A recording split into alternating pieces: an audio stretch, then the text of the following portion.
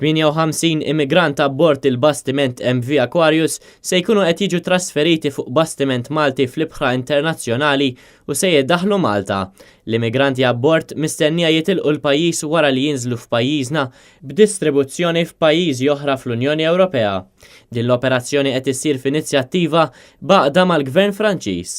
Fi stqarrija l-Gvern Malti stqarr illi l-operazzjoni se sseħħ hekk kif din tkun loġistikament possibbli. L-Aquarius spiċċa f'nofs kontroversja wara li l-Panama irtirat il-permess li dan itajjar il-bandiera tagħha. Dan seħħ wara l-ment uffiċjali mill-Italja minħabba l-aġir tal-vapur.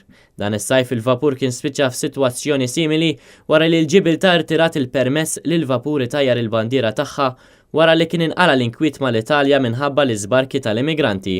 Dan ifisser li issa l-vapur jidħol f'port ma jkunx jista' jbaħħar sakemm jirreġistra taħt bandiera oħra.